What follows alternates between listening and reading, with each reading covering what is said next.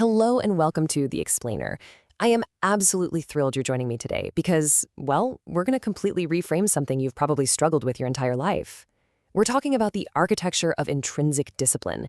We are going to completely deconstruct how you build a routine that actually lasts. For years, society has told us that if we can't stick to a goal, it's a personal failing.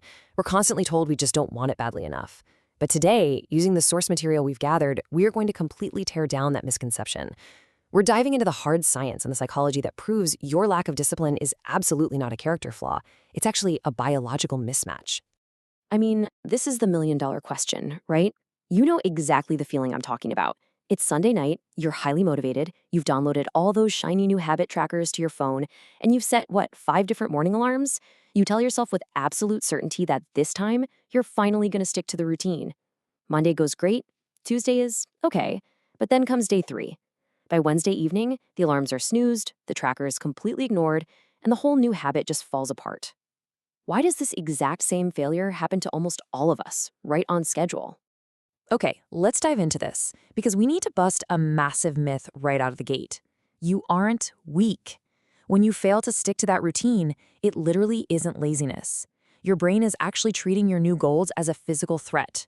The source material reveals this absolutely fascinating piece of science. When you constantly rely on sheer willpower to force a change, your brain triggers a defensive response. It perceives this sudden, massive shift in your behavior as something dangerous to your equilibrium. You are essentially fighting your own biology. Let's move to and see how this builds. Section 1, your brain under threat, a biological mismatch. So we often fall into what research calls the willpower trap. We've been taught for so long that discipline is all about just gritting your teeth and pushing through it. But when you rely on sheer willpower, you're attempting to brute force your discipline. And what that actually does is act like a neurological villain. It severely depletes your prefrontal cortex. That's the part of your brain responsible for complex planning and decision-making.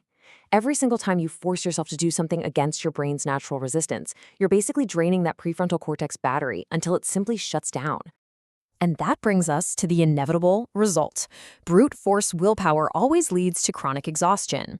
Pushing through this neurological mismatch doesn't lead to long-term success. It doesn't magically make you a better, more productive person. Instead, it just dumps you into a persistent state of chronic exhaustion. You burn out simply because your biological hardware wasn't designed to run on the high-friction fuel of brute force willpower for extended periods. So, the crucial point is, Section 2, the Locus of Control, a psychology framework. Now, what's really interesting about this is understanding the underlying psychology of why our brain actually reacts this way. To do that, we have to look at a core psychological concept called the Locus of Control. This essentially refers to how strongly you believe you have control over the situations and experiences that affect your life. It literally dictates your worldview. Think about it. Do things happen to you, or do you make things happen? How you subconsciously answer that question changes exactly how your brain processes motivation and discipline. And this brilliantly illustrates the massive divide in how we process the world. On one side, we have the external locus of control. This is when you feel like you're just caught in a storm, totally powerless over external outcomes. You feel like the world is chaotic and your actions don't really matter anyway. The source research shows that operating from this external locus directly leads to that exact chronic exhaustion we just talked about. On the flip side, we have the internal locus of control. This is the gold standard. When you operate from an internal locus, you act like a shield against that chaos, focusing strictly on what you can actually affect.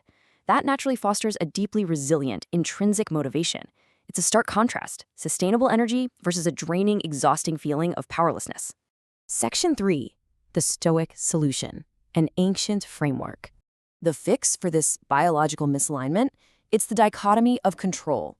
This is an ancient concept from Stoic philosophy, and honestly, it's brilliant in its simplicity. It involves strictly separating what is entirely within our power from what is completely outside of it. You can think of this as the ultimate magical weapon to protect your brain. By categorizing your life this way, you immediately stop constantly depleting your prefrontal cortex, all because you just stop worrying about the things you can't change anyway. Let's walk through this historical blueprint together step by step. Step 1. Acknowledge you simply cannot control external outcomes. The weather, the economy, other people's opinions, just let them go. Step 2, stop using brute force willpower on the uncontrollable. If you can't control it, throwing your prefrontal cortex's limited, precious energy at it is a massive waste. And finally, step 3, Focus solely on your internal actions and effort. You control your habits. You control your responses. You control your dedication.